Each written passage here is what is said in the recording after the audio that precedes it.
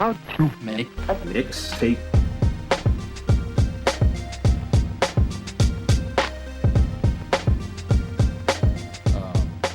But no, this was funny enough, was my introduction to podcasts. Like I've known what a podcast is forever, but I've just never listened to podcasts before. I just never got into them. And obviously with knowing Donnie forever, I was excited to, there's that bias of, I want to listen to what Donnie's doing, Mm-hmm. But then it turned into like me craving, okay, is the new episode out yet? I want to listen to it. I actually listened to, I think it was the Oh Canada episode, and then I wanted more, so I started listening to the first episode again. Yeah. And which was actually interesting because I don't know if you guys have listened to old episodes at all, but you guys have progressed so much with doing this. I can feel it. I can feel it, but I haven't gone back. Maybe I should go back and re-listen to. It's funny because the first episode, you guys are just kind of like, "Hey, dude." So what's up? Yeah, we're still kind of like that at times. Yeah, I feel like that's not that far off. Cut it out. But no, it's you guys are doing great. I love it. Keep it up. Thank you. Awesome. Thank you. I'm glad that we popped your podcast cherry. You did? Yeah. Oh, I feel proud. Great. There was this one story that felt like it really showed how much effort and thought they were putting into this. There's that track, I think it's the third track, the Giorgio by Moroder, where they have Giorgio Moroder on there, and they just had him do an interview. Yep. They didn't want him to perform. They just had him tell his life story, and they recorded it. Well, the way they recorded it apparently is they had 3 microphones recording him the whole time, and each microphone was from a different era of his career. And as he talks about the different parts of his career, they shift from one microphone to another.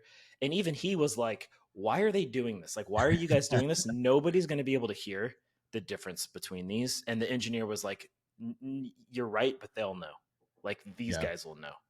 And that's just how much passion they put into this record. And I think that comes out too, the care and the passion.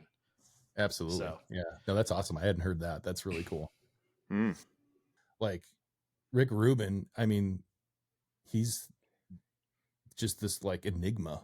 He doesn't play music. He doesn't know how to do anything technical. He just comes in and snores on the couch for a while, and then wakes up and has this epiphany of what the band should do. And it's this, and he has a track record that's insane. So clearly he's doing something right. So it's, it's just interesting to talk about what a producer does, because a lot of people I have no idea what a producer does, and some of these producers we still don't know what they do until you get to work with them. It's Tim, are you familiar with this at all?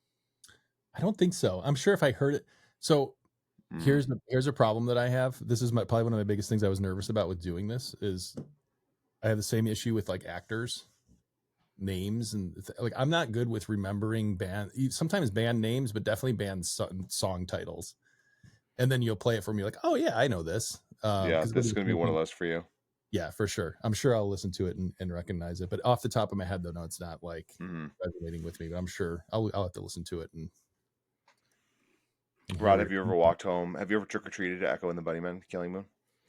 I haven't trick-or-treated to it, but I mean, I went through my Donnie Darko phase just like everybody else did. Yeah. did at one point. Do you have specific songs you trick-or-treat to?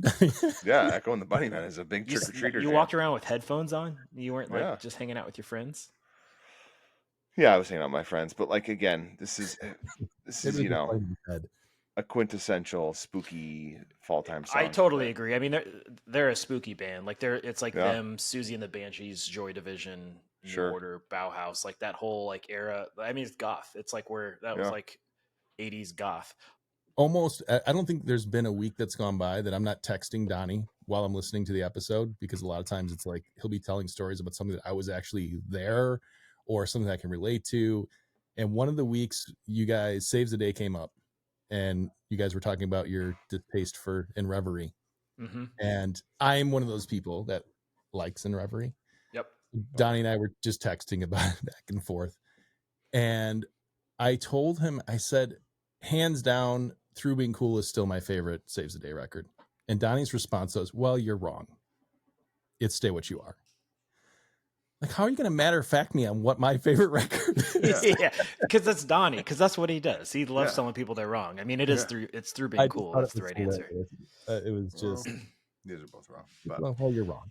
Yeah. Well, I thought when you said you text Donnie every week and you text him while you're listening to the episode, I was like, oh, here it comes. Because I know Donnie and I have said things on here very confidently that are not true.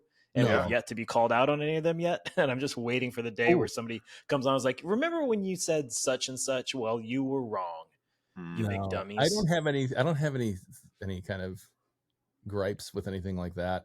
Wasn't a lot of the pushback from her, and this was just the rumor, or this was just people maybe wanting to be mad at something, but wasn't it like she said some stuff about like being like a starving artist and like how poor she was and stuff, but people were like, but you come from money, like a lot of money. Yeah, there was something. I think it was a lot of that stuff, which people always get. Well, I'm not familiar with that. People always get like all angry when it comes to that kind of stuff, when it comes to like people's backgrounds when they came from money.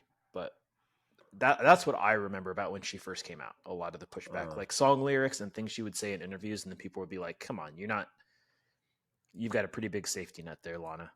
But I'm also speaking based on rumors right now. I know nothing about her or her background at all. Sure.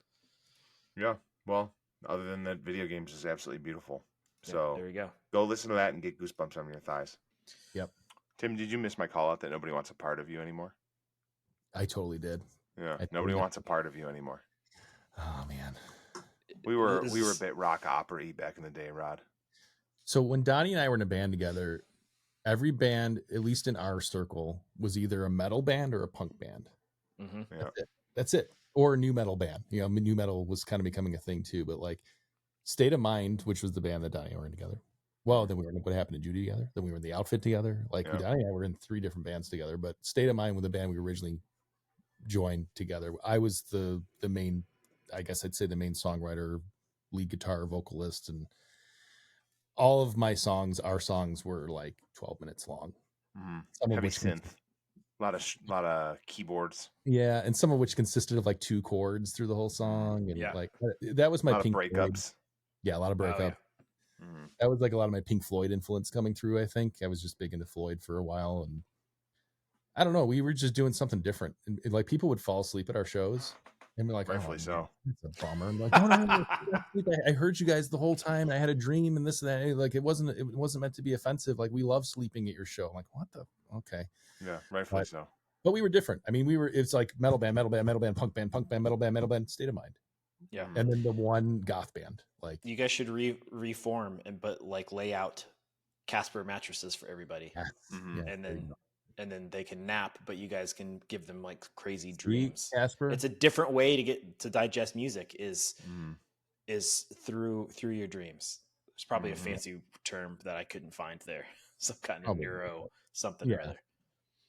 No, we had good times together though. I was trying to figure out like how long I've known you, Donnie, and I don't remember. I feel like maybe we met in Josh's basement, but makes sense. But I know I've known you. I know we partied New Year's Eve 2000 together, 1999, and like I know we went and saw Weezer. Oh, the Y2K New Year's. Oh yeah, you guys were together. Y2K New Year's. Yep. Oh yeah, good times. I remember. You remember where you were that night? Oh yeah, you were old enough to. And then we woke up on New Year's Day. It was like 72 degrees out. It was really weird. I remember that too. I went to a party at my friend David's grandmother's house. Nice. Oh, yeah. we watched Wild Time. We watched Deep Blue Sea. Great fucking movie with LL Cool J. Yeah. Yeah. With the shark. With the shark. Yeah. Much the crazy more shark. Alcohol and marijuana at the party that Donnie and I were at. Probably. Yeah, there was no. I think that was the problem. Is I was just not. We were still under 18, so I think the parent. But we were 17, so the parents were worried about that. So it was like overt. It was like extra supervision that year. Sure. Plus, everybody was like all worried about Y2K shit. Like people were legit worried. Yeah, the world's gonna end. How to make a mixtape.